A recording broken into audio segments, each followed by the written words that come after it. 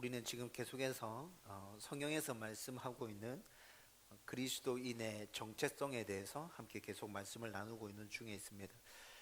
이것이 중요한 이유에 대해서 제가 정체성에 대한 말씀을 나누면서 여러분들에게 말씀드렸죠. 우리의 정체성이 무엇인지 정확하게 알고 있어야 우리는 지속적으로 성장해 갈 수 있다고 말씀드렸습니다. 내가 누구이며 내가 이 땅에 왜 존재하고 나는 무엇을 하며 살아가야 하는지, 이런 것들이 정체성과 관련된 질문들인데, 이 질문들에 대한 답이 정확할 때, 흔들리지 않고 분명할 때 그 사람은 자기의 삶을 충실하게 살아내면서 발전할 수 있게 될 것입니다. 하나님 믿는 사람들의 삶도 마찬가지인 거죠. 내가 하나님의 사람으로 온전하게 살아가고 싶고 예수님의 제자가 되어 가고 싶고 그리스도인으로 정말 이 땅에서 치열하게 살아가고 싶다면 예수 믿는 사람으로서의 나의 정체성이 무엇인지 정확하게 알아야 우리가 그렇게 살면서 성장하고 발전해 갈 수 있지 않겠습니까? 그래서 그리스도인의 정체성이 무엇인지 안다는 것은 정말 중요하고 우리 삶에 있어서 꼭 붙들어야 할 분명한 하나님의 말씀인 거죠. 그래서 정체성에 대해서 우리가 살펴보면서 첫 시간에 하나님의 형상인 나에 대해서 말씀을 나누었습니다. 그리고 받아들이기 힘들었지만 죄인인 나에 대해서도 말씀을 나누었고요. 지난주에는 구속받은 나, 하나님께서 나를 사랑하여 주셔서 그 죄 가운데 있는 나를 다시 건져주신 것에 대해서, 내가 구속받은 하나님의 자녀임에 대해서 지난주에 함께 말씀을 나누었습니다. 여러분, 이 모두가 성경에서 말씀해 주고 있는 우리의 정체성이기 때문에 우리는 이 모두를 다 알고 있어야 합니다. 하나님의 형상인 나, 죄인인 나, 구속받은 나에 대한 정체성이 적절하게 균형을 이루어서 그렇게 우리 삶 가운데 나타나야 우리는 좋은 그리스도인이 될 수 있습니다. 여러분, 만약에 이 정체성들 가운데 한 가지만 붙들고 한쪽으로 치우친다면 어떻게 되겠습니까? 좋은 그리스도인이 아닌 거죠. 반쪽짜리 그리스도인 되는 거죠. 그렇죠? 그래서 하나님을 온전하게 의지하고 하나님의 형상을 우리는 회복해 가야 된다고 했는데, 그렇게 하나님의 형상을 회복해 가기 위해서는 이 정체성이 균형을 이루어서 적절하게 우리가 우리 가운데 알무로 새겨져 있어서 노력해 갈 때 우리는 하나님의 사람으로 온전하게 세워져 가게 되는 것이죠. 저와 여러분들이 앞서 생각한 이 말씀들을 잘 기억하고 우리 가운데 온전한 정체성이 확립되어지고, 그래서 지속적으로 하나님의 사람으로 성장하고 자라가는 은혜가 넘쳐나게 되기를 주님의 이름으로 축원드립니다. 여러분, 오늘은 하나님의 형상을 회복하면서 무엇을 하면서 어떻게 살아야 하는지에 대해서 말씀을 나누려고 합니다.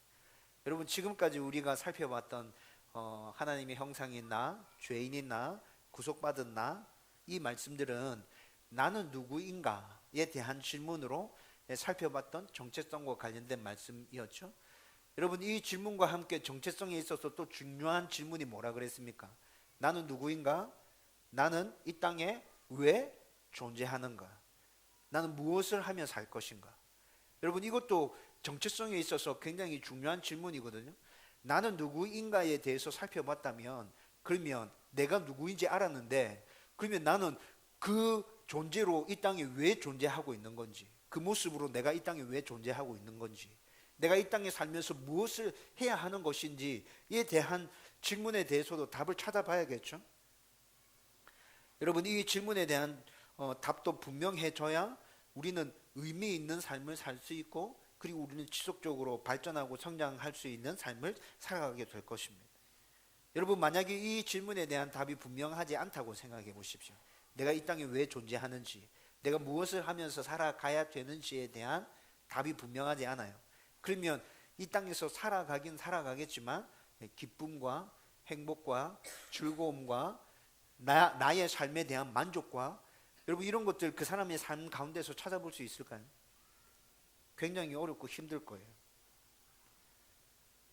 여러분, 그런데 요즘에 많은 사람들이 내가 왜 이 땅에 존재하고 무엇을 하며 살아가야 되는지에 대한 분명한 정체성 없이 그냥 주어진 삶을 최선을 다해서 열심히 살아가고 있는 것 같이 보여집니다. 그렇게 가족들을 위해서 자기 자신을 위해서 최선을 다해서 열심히 살았는데 노년에 은퇴하고 난 이후에 여러분 그들 가운데 찾아오는 그 쓸쓸함과 그 외로움과 적막함들, 여러분 그거 어쩔 겁니까? 돈을 벌기 위해서, 편안한 삶을 위해서 열심히 사는 것, 목사님 그것도 하나의 정체성 아닙니까? 이렇게 반문하는 사람들도 있습니다. 여러분 어떻게 생각하세요? 돈을 열심히 벌고 편안한 삶을 추구해 가는 것, 그것이 내가 이 땅에 사는 이유로 나의 정체성을 이룰 수 있을까요? 여러분 그거는 충분하게 우리의 정체성이 될 수 없습니다. 왜 그렇습니까? 그건 시대의 변화에 따라서 그 기준이 다 달라지거든요. 가치 기준이 자꾸 바뀌어요. 돈이 중요하게 취급될 때도 있다가 돈이 중요하지 않고 사람이 행복을 누리는 거, 돈이 있든 없든 행복을 누리는 그 삶 자체가 중요하다, 이렇게 시대가 바뀌어질 수 있거든요. 지금까지 역사를 살펴보면 그렇게 역사의 흐름이 쭉 그렇게 흘러왔다고요. 여러분 돈의 가치가 이렇게 바뀝니다. 편안한 삶을 추구하는 것, 조금 불편해도 가족들과 함께 오손도손 사는 게 그게 행복이지, 이렇게 그 가치 기준이 바뀌어버리면 내가 가지고 있는 그 정체성들이 다 흔들려 버리잖아요. 그렇기 때문에 이런 것들은 온전한 정체성이 아니라 말할 수 있죠. 여러분 성경은 우리에게 네가 왜 이 땅에 존재하는지, 너는 무엇을 하며 이 땅에서 살아가야 하는지 흔들리지 않는, 변하지 않는 정체성을 우리에게 말씀해 주고 있습니다. 우리는 성경의 이 정체성을 붙들고 살아갈 때 우리의 삶은 의미 있어지고, 부유하든 부유하지 않든 내 삶 가운데서 충실하게 주어진 삶을 열심히 살아내면서 각자 있는 그곳에서 하나님의 형상을 온전하게 회복해 가게 될 것입니다. 여러분 오늘 이 말씀을 함께 나누면서 저와 여러분들 가운데 그런 은혜가 넘쳐나게 되기를 주님의 이름으로 축원드립니다. 여러분 성경에서 내가 왜 이 땅에서 존재하며 무엇을 해야 하는가에 대해서 굉장히 많은 곳에서 쭉 얘기해 주고 있거든요. 우리가 지난주에 에베소서 1장 3절에서 14절까지 말씀을 쭉 살펴보면서 삼위 하나님이 나를 어떻게 구속시켜 주셨는지 말씀을 함께 나누었죠. 그리고 제가 지난주에 이 말씀은 교회의 존재 목적과 관련된 부분에서도 함께 생각할 수 있다는 말씀드렸습니다. 여러분 교회의 존재 목적이나 우리가 이 땅에 존재하는 목적이나 다 똑같은 거죠. 여러분 그래서 에베소서 말씀으로도 우리가 이 땅에서 무엇을 하며 왜 이 땅에서 살아가는지에 대해서도 살펴볼 수 있어요. 오늘은 시편 150편의 말씀으로 여러분 우리가 왜 이 땅에 존재하고 이 땅에서 어떻게 하며 살아가야 되는지에 대해서 함께 살펴보려고 합니다. 시편 150편의 말씀에 보면 언제 어디서 어떻게 왜 누가 누구를 이런 부분에 대해서 전부 다 답하면서 우리가 이 땅에서 살아야 될 이유에 대해서 말씀해 주고 있어요. 여러분 이런 것들을 오늘 하나하나 이렇게 좀 세세하게 살펴보기를 원하는데요. 여러분 먼저 시편 150편은 할렐루야로 시작해서 할렐루야로 끝나고 있습니다. 할렐루야 그의 성소에서 하나님을 찬양하며 이렇게 시작하죠. 그 다음에 호흡이 있는 자마다 여호와를 찬양할지어다 할렐루야, 이렇게 말씀이 맞춰집니다. 여러분 할렐루야라는 이 말은 히브리어 원어 그대로입니다. 세계 공용어입니다. 아무 곳에 가서 할렐루야 이러면 모든 사람들이 다 알아듣죠.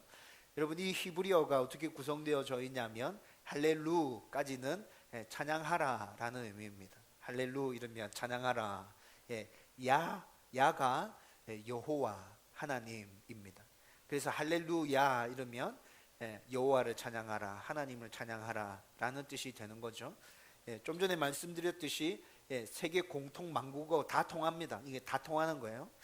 여러분 그런데 여러분들도 할렐루야라는 이 의미를 잘 알고 계셨죠, 그렇죠? 시편 150편 1편부터 150편 시편 전체 핵심 주제가 뭐냐면 그 핵심 주제가 할렐루야입니다. 그리고 오늘 우리가 함께 생각하는 시편 150편은 시편 전체의 결론 부분이거든요.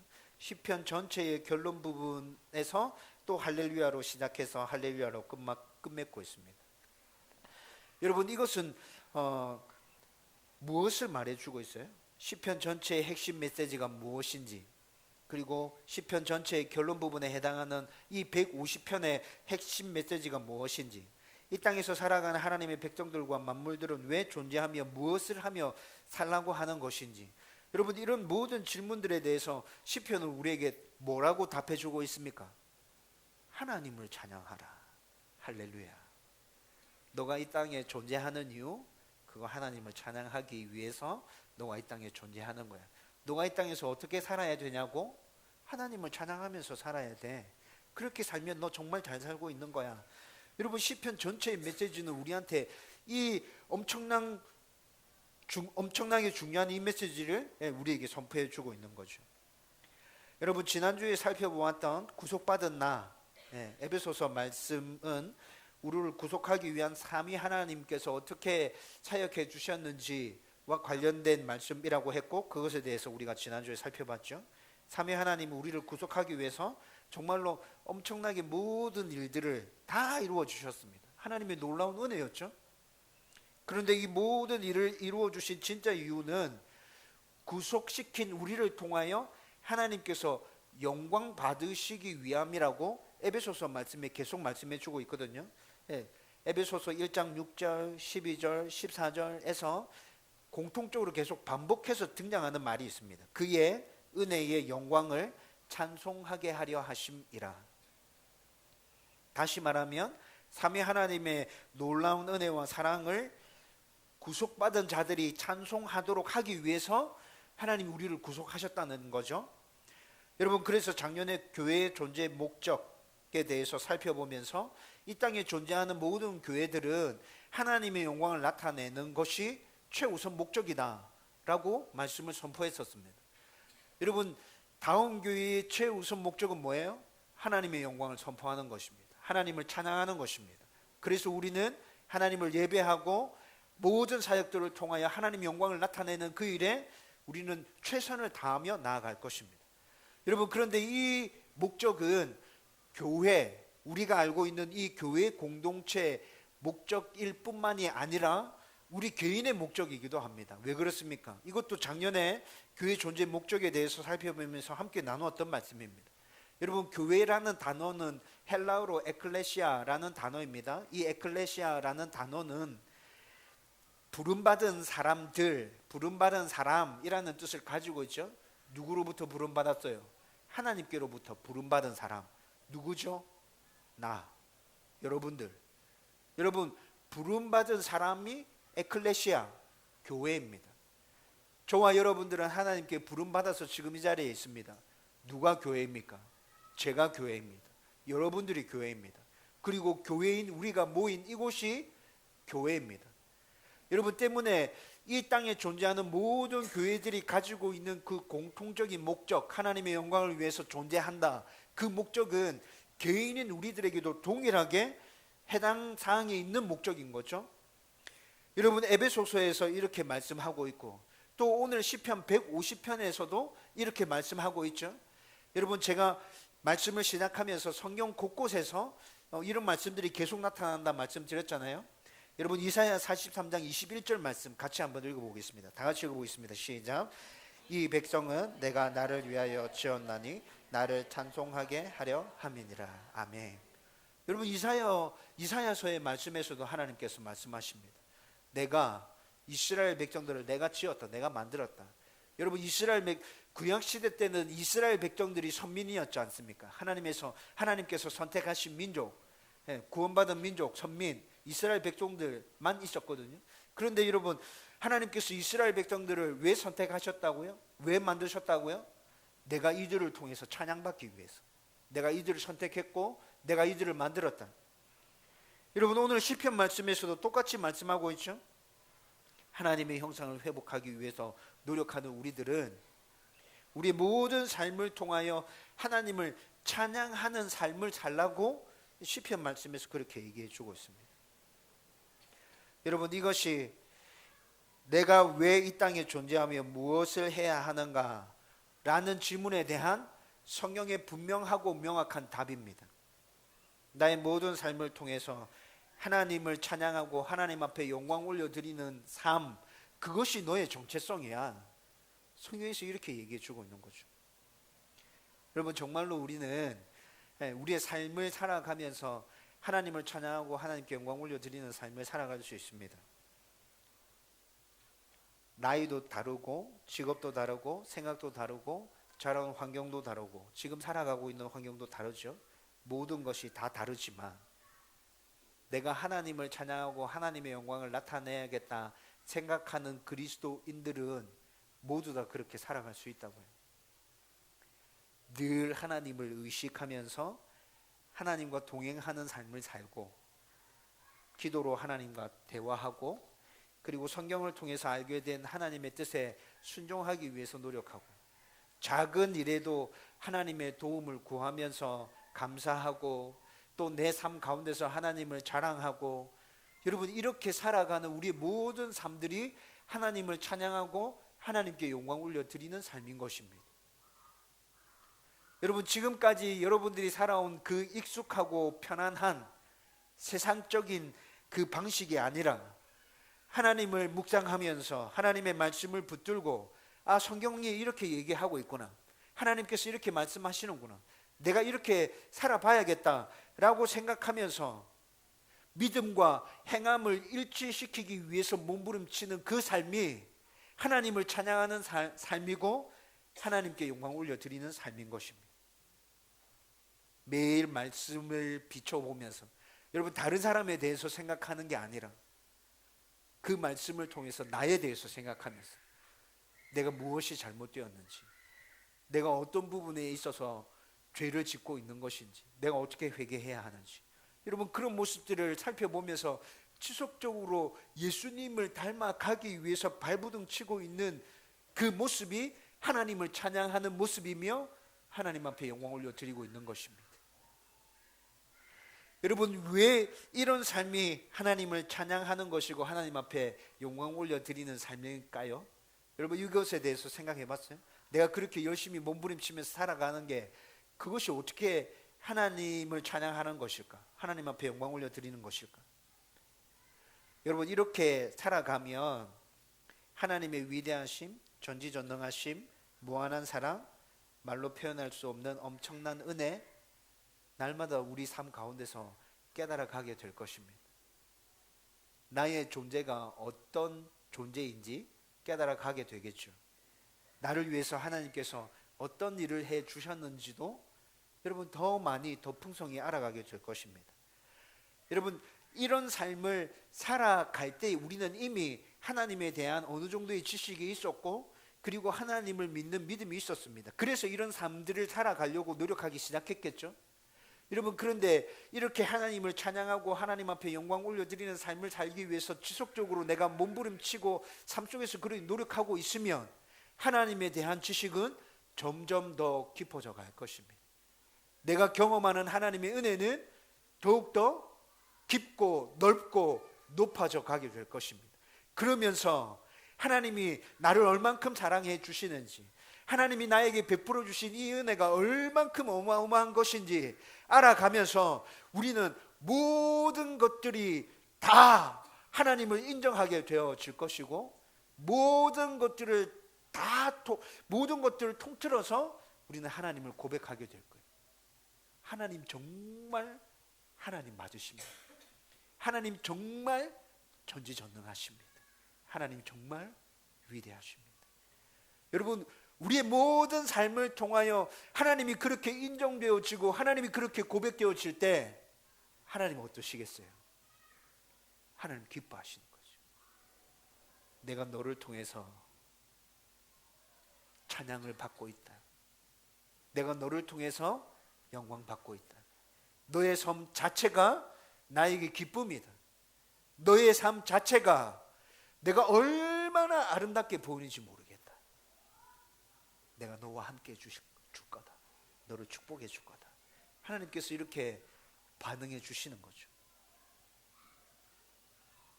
저와 여러분들이 우리의 삶을 통해서 온전히 하나님을 찬양하고 하나님께 영광 올려드림으로 날마다 더 깊은 은혜 가운데로 나갈 수 있게 되기를 주님의 이름으로 축원드립니다.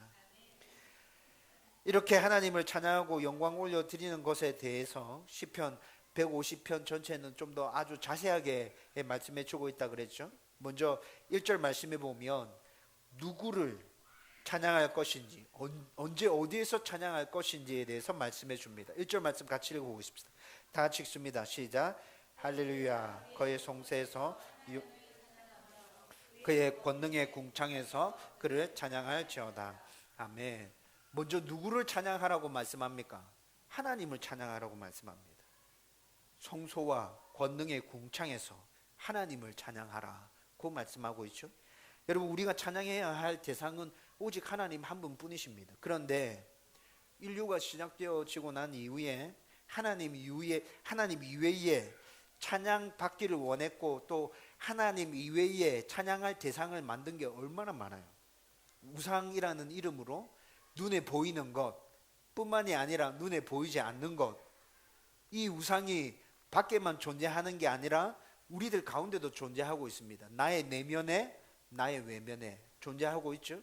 여러분, 이런 것들로 인해서 하나님만 찬양하는 것이 아니라 하나님 이외의 다른 것들을 높여드리고 찬양한 것이 얼마나 많은지 모릅니다. 특히나 우리는 죄의 뿌리인 교만과 욕심의 근거에서 나 스스로가 하나님 자리에 올라앉아서 내가 찬양받고 내가 높아지기를 소원했던 일이 얼마나 많은지 모릅니다.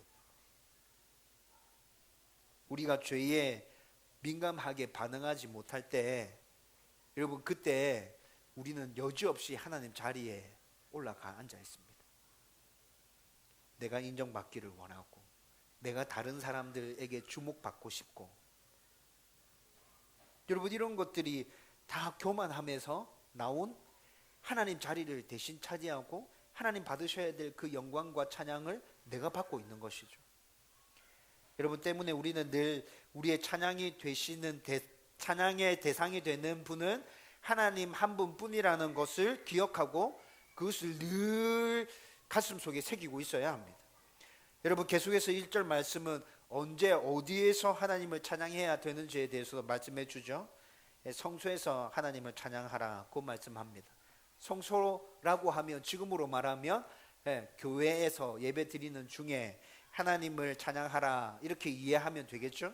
여러분, 하나님의 특별한 임재가 있는 곳, 하나님을 예배하는 곳, 그곳에서 하나님을 찬양하라라고 받아들일 수 있습니다. 그리고 권능의 궁창에서 하나님을 찬양하라고 말씀합니다. 권능의 궁창, 하나님이 만드신 그 하늘 아래에서 찬양하랍니다. 이게 무슨 말이에요? 하나님의 다스리심과 통치하심이 미치는 모든 곳, 모든 것들이 하나님을 찬양해야 함에 대해서 말씀하고 있는 것입니다. 여러분, 이 두 가지 의미를 다 합쳐서 생각하면 어떻게 되는 거예요? 언제 어디서나 하나님을 찬양해야 돼. 하나님을 찬양하는 것에는 시공간의 제한이 없습니다. 우리가 있는 곳이며 언제 어디서나 다 하나님을 찬양할 수 있습니다. 우리의 의지와 마음, 믿음이 있다면 우리는 어디서든지 하나님을 찬양하게 되는 것이죠. 이렇게 모든 만물이 언제 어디서나 하나님을 찬양하는 것은 본래 하나님께서 만물들을 창조하신 목적에도 부합하는 것입니다. 그리고 2절에서는 왜 하나님을 찬양해야 하는지 그 이유에 대해서도 말씀해 줍니다. 2절 말씀 같이 읽어보십시다. 다 같이 읽습니다. 시작. 그의 능하신 행동을 찬양하며 그의 지극히 위대하심을 따라 찬양할지어다. 아멘. 여러분, 2절 말씀은 하나님께서 하신 일을 생각하고 하나님의 어떠하심을 생각하면서 찬양하라고 말씀하고 있는 것입니다.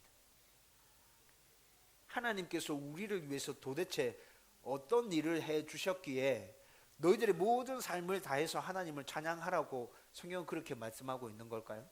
여러분, 하나님께서 우리를 위해서 해주신 일 꼼꼼하게 생각해 보면 어마어마하잖아요. 이거 다 이야기할 수 있겠어요? 다 이야기하기 불가능하죠. 근데 여러분, 그 중에서 중요한 거 3가지만 콕 찍어서 얘기해 보십시다. 하나님께서 우리를 창조하셨죠. 만드셨죠. 그리고 우리를 구원해 주셨지 않습니까? 지금 하나님께서 우리와 함께 계시면서 우리를 다스리고 통치하고 계십니다. 여러분, 우리는 이것 3가지만 생각해 봐도 하나님을 찬양해야 될 이유 충분합니까? 네, 충분합니다. 하나님께서 모든 만물을 창조해 주셨고, 나를 하나님이 형상으로 창조해 주셨고, 하나님과 교제할 수 있는 특권과 은혜를 주셨죠. 그리고 하나님께서 나에게 복을 선언해 주셨지 않습니까? 여러분, 제가 하나님께서 이 세상 만물을 말씀으로 창조하셨습니다 라는 것과 관련해서 여러분들에게 더 자세하게 과학적인 증거를 들이대면서 그렇게 설명해야 될 필요가 있을까요? 우리는 지금 하나님께서 세상 만물을 창조하셨음에 대해서 믿고 확신하며 이 자리에서 지금 예배드리고 있는 것 아닙니까? 하나님께서 또 우리 죄를 용서해 주시기 위해서 우리를 어떻게 사랑해 주셨고 품어 주셨고 우리 죄를 해결하기 위해서 어떤 일을 해 주셨는지 우리 너무 잘 알고 있잖아요. 그리고 지금도 하나님은 여전히 우리의 좋은 아버지가 되어 주셔서 나의 가운데 함께 계시며 나를 통치하고 다스리고 계십니다. 여러분, 앞으로도 우리는 하나님의 이 다스리심과 통치하심 가운데서 이 세상 가운데서 계속 살아가게 될 것입니다. 여러분, 이 일들 하나하나를 깊이 묵상해 보면 언제 어디서나 하나님을 찬양하는 삶 당연한 거구나. 나의 모든 삶을 통하여 나의 모든 시간을 통하여 내가 하나님을 찬양하고 하나님 앞에 영광 올려드리는 삶을 산다 할지라도 턱없이 부족하구나 라는 것이 느껴지지 않습니까? 여러분, 그리고 하나님의 어떠하심을 생각하며 하나님을 찬양하라고 말씀하고 있습니다. 여러분들에게 하나님은 어떤 분이십니까? 제가 가끔씩 던지는 질문이죠. 여러분, 이 질문 굉장히 중요합니다. 여러분, 생각해 봐야 됩니다. 나에게 하나님은 어떤 분이신지 여러분 진지하게 고민해보고 생각하셔야 합니다. 성경에서 하나님은 이런 분이시다 말씀해 주는 거 너무 많습니다. 그 하나하나를 생각하며 그 하나님의 어떠하심을 찬양하라는 것이죠. 여러분, 저에게 하나님은 정말 좋으신 아버지이십니다. 창조주이시며 만물과 저의 주인이십니다. 지금도 모든 만물을 다스리시고 통치하신 분이시고요. 모든 것을 알고 계시고 모든 것을 하실 수 있는 분입니다. 안 계신 곳이 없고 나에게 힘이 되고요. 나의 능력이 되고 나에게 소망이 되시는 분이십니다. 나의 요새, 반석, 산성, 방패, 노래, 오직 나의 예배의 대상이 되시는 분이 바로 하나님이십니다. 하나님은 사랑이시고 공의이시고 평안이시며 자비, 긍휼, 인자, 인내, 용서, 의 이런 것들이 무한하신 분, 제가 고백하는 하나님입니다. 제가 알고 있는 이 하나님은 해운대 백사장에서 모래알 하나 정도? 그 정도에 준하지 않는 그런 지식입니다. 여러분, 하나님은 광대하시며 무궁하시며 위대하십니다. 여러분, 이 하나님에 대해서 생각하며 우리는 그 하나님을 찬양해야 된다는 것이죠. 여러분, 그래서 3절에서 5절까지의 말씀에서는 어떻게 하나님을 찬양해야 하는지에 대해서도 말씀해 줍니다. 나팔 소리로 찬양하고 비파와 수금으로 솟구치며 춤추어 찬양하고 현악과 퉁소로 또 큰 소리 나는 제금으로 높은 소리 나는 제금으로 하나님을 찬양하라고 방법적인 면에서 말씀해 주고 있죠.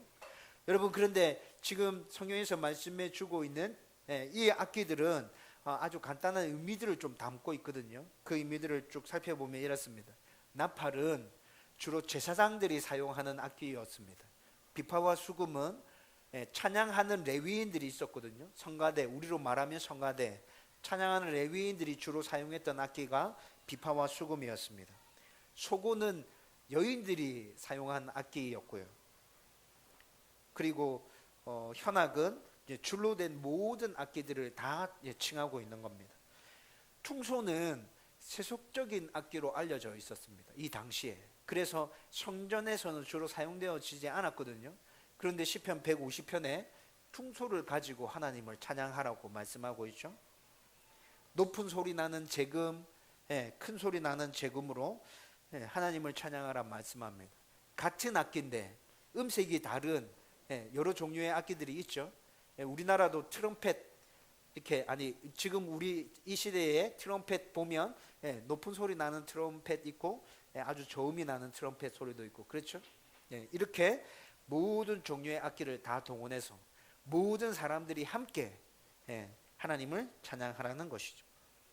이 말씀을 조금 더 의미를 가지고 깊이 생각해 보면 각자의 상황에서 나의 역할을 다함으로 하나님을 찬양하라. 다양함으로 하나님을 찬양하라. 협력해서 하나님을 찬양하라. 나의 모든 영역, 나의 공동체, 나의 상황, 나의 문제들, 이런 모든 것들을 다 통틀어서 하나님을 찬양하라. 여러분 이렇게 받아들일 수 있겠습니까? 저는 그렇게 받아들일 수 있다 생각합니다. 여러분 좀 더 구체적으로 한번 생각해 보십시다. 3절에서 5절까지의 말씀을 보면서 여러분들은 어떻게 하나님을 찬양해야겠다고 생각하십니까? 악기로, 아름다운 목소리로 하나님을 찬양해야겠구나 생각이 드십니까? 좋은 생각입니다. 여러분 그렇게 하나님을 찬양하십시오. 조금 더 넓혀 보십시다. 나의 개성과 나의 재능과 나의 직업과 나의 상황들, 이 모든 것들을 가지고 하나님 찬양할 수 있겠구나. 어떻게 내가 이런 것들 가운데서 하나님을 찬양할 수 있을까? 여러분 좀 고민해야겠죠? 생각해 봐야겠죠? 여러분 그렇게 하나님을 찬양해야겠다고 생각하고 있으면 여러분 정말 좋은 생각을 하신 것입니다. 여러분 고민하시면서 여러분 그렇게 여러분들의 삶 가운데서 하나님을 찬양해 보십시오. 여러분 조금 더 넓혀 볼까요? 나뿐만이 아니라 나의 가족들이 어떻게 하나님을 찬양할 수 있을까? 내 직장의 동료들과 함께 어떻게 하나님을 찬양할 수 있을까? 우리 교회 공동체, 우리 교회 식구들과 어떻게 하나님을 찬양할까? 내가 알고 만나는 사람들, 내가 살고 있는 지역, 내 나라, 전 세계 열방, 이 모든 것에서 나는, 우리 공동체는, 나와 함께 하는 사람들은 어떻게 하나님을 찬양할 수 있을까? 여러분 더 많은 고민과 더 많은 생각들이 필요하겠죠. 저와 여러분들 가운데 이런 고민들이 끊이지 않았으면 좋겠습니다. 이런 고민들이 시작되어지고 깊어지면 깊어질수록 우리의 삶은 하나님을 찬양하는 삶이 되어져 갈 것입니다. 여러분 마지막으로 6절 말씀에서 누가 하나님을 찬양해야 하는지를 말씀하고 있습니다. 6절 말씀 같이 읽어보십시다. 다 같이 읽습니다. 시작. 호흡이 있는 자마다 여호와를 찬양할지어다. 할렐루야. 아멘. 여러분 지금까지 말씀을 쭉 생각하면서 누가 찬양해야 하는가에 대해서는 이미 답이 주어졌습니다. 그렇죠? 근데 6절 말씀에서 다시 한번 명확하게 호흡이 있는 것, 만물, 너가 하나님 찬양해야 돼, 이렇게 분명하게 말씀해 주고 있죠. 여러분 이렇게 시편 150편은 하나님의 자녀인 우리들을, 하나님의 형상을 회복해 가는 우리들을 하나님을 찬양하는 삶을 살아야 한다, 그렇게 말씀해 주고 있습니다. 하나님을 찬양하는 삶, 이것이 바로 그리스도인의 정체성인 거죠. 저와 여러분들은 모든 영역에서 우리의 모든 것들을 다하여 하나님만을 찬양하는, 하나님 자녀라는 분명한 정체성을 가지고 그렇게 나아가게 되기를 주님의 이름으로 축원드립니다. 이제 말씀을 정리하려고 합니다.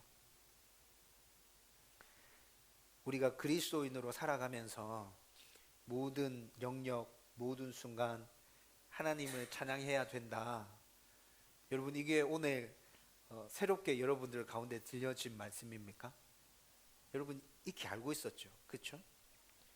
왜 하나님을 찬양해야 하는가? 여러분 이 이유에 대해서도 우리 이미 알고 있었잖아요, 그렇죠? 어떻게 하나님을 찬양해야 하지? 라는 문제에 대해서도 하나님을 찬양하는 모든 방법들을 다 알고 있었던 건 아니지만 대충 몇 가지 정도는 우리가 알고 있었어요. 이렇게 하나님을 찬양할 수 있고 이렇게도 할 수 있다, 알고 있었죠. 그리고 하나님을 찬양해야 할 사람이 다른 사람이 아니라 바로 나야 라는 것도 우리는 알고 있었습니다. 그런데 날마다 하나님을 찬양하는 삶이 잘 사라지지 않습니다. 우리가 보편적으로 알고 있는 하나님을 높이기 위한 찬송, 찬양, 노래, 이거 매일 듣고 매일 하는 것도 쉽지 않습니다. 좀 더 정확하게 말하면 매 순간 하나님을 의식하면서 그분과 동행하는 삶, 이 삶을 뒤로 하고 하루를 살아가는 동안에 잠시라도 하나님을 생각하는 것조차도 쉽지 않죠. 매일 말씀을 읽고 묵상하는 것, 매일 기도하는 것 역시 쉽지 않습니다. 여러분, 왜 그럴까요? 모르는 게 아닌데, 알고 있는데 왜 이것들이 잘 실천되어지지 않지? 중요하다고 생각하지 않기 때문입니다. 내가 반드시 해야 할 일이라고 생각하지 않기 때문이죠. 조금 더 전곡을 찔러서 얘기하면 그 순간에 하나님을 의지하고 있지 않기 때문에 우리는 그렇게 살아가게 됩니다. 여러분, 그런데 중요하다고 생각하고 급하다고 생각하고 하나님을 확실히 붙들어야 될 순간이구나 라는 느낌이 들면 우리는 모든 것들을 다 제쳐놓고 하나님 앞에 나가게 됩니다. 어려운 일을 만났을 때, 내가 도저히 해결할 수 없는 그 문제 앞에 당면했을 때 우리는 그렇게 하나님께 나가게 되죠. 여러분, 제가 개척하고 난 후에 매일 교회 나와서 제가 제일 먼저 하는 일이 기도하고 말씀 묵상하고 하나님과 교제하는 일이라 자주 말씀드렸죠. 여러분, 매일 반복되는 저의 일상입니다.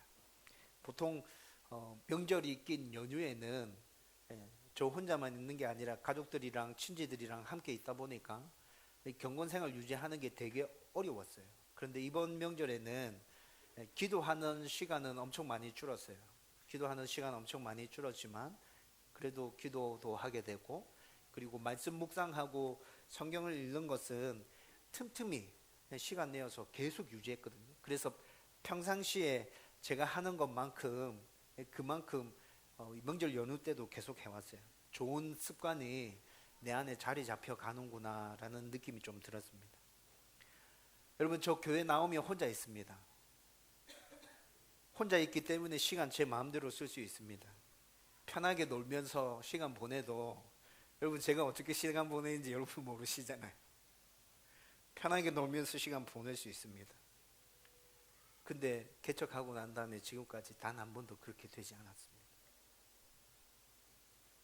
하나님께 기도하고 말씀을 붙들고 묵상하고 나에 대해서 살펴보고, 내가 이렇게 하지 않으면 무너져 내리겠구나, 이렇게 하지 않으면 교회를 교회답게 세울 수 없겠구나, 내가 목사다워질 수 없겠구나.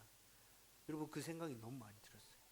그래서 힘들고 어려운 일이 있어도 다른 거 다 제쳐놓고 그 일 먼저 하게 되더라고요. 이것 없이는 모든 것이 다 무너진다.